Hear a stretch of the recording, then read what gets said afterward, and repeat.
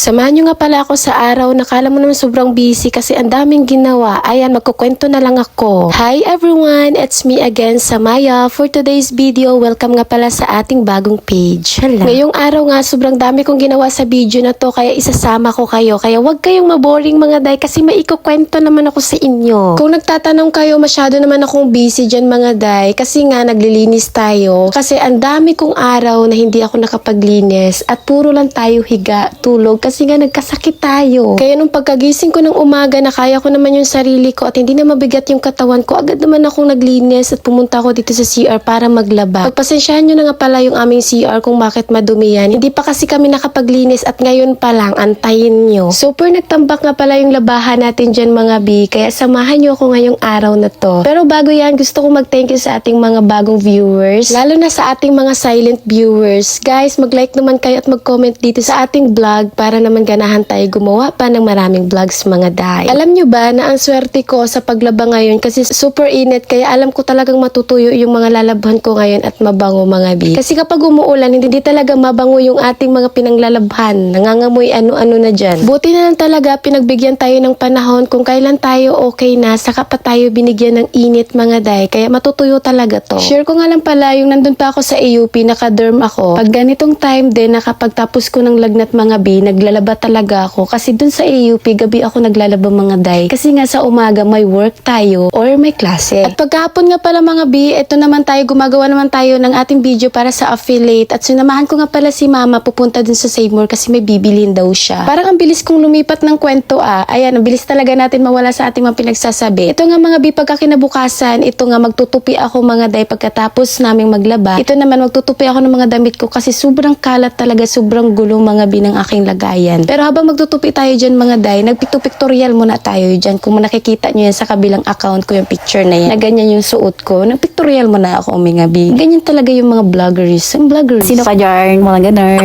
Yung video na pagtutupi ko na yun mga day, ipakitang camera lang yan, kaya wag yung pansinin. At ayan, umulan na nga pala pagkatapos kong magtupi mga B, hindi na ako nag-video kasi tamad nga tayo, tamad nga ni. Nagtimpla nga pala ako ng calamansi juice dyan kasi nga inubo ako. At pagkakinabukasan ulit, kasi nga hindi tayo mahilig mag-video mga day, kaya putol-putol yung video natin. Tanghali na nga pala ako nagising dyan kasi nga madaling araw din naman ako natutulog kaya sulit lang din mga day. Ngayon lang nga ako ganito ang gising mga day kasi nga nandito talaga ako sa puder ng pamilya ko. So ayun, naging komportable ba? Nung nakadorm pa lang ako, alam nyo ba, hindi talaga ako nagigising ng tanghali mga B. Maaga talaga palagi. Ayaw ko na, natatanghalian ako sa bed. Walang ibang ginagawa, ganun. Siguro nasanay talaga yung katawan ko kasi working student tayo doon. Ayun lang, share ko lang sa inyo. Bakit ba?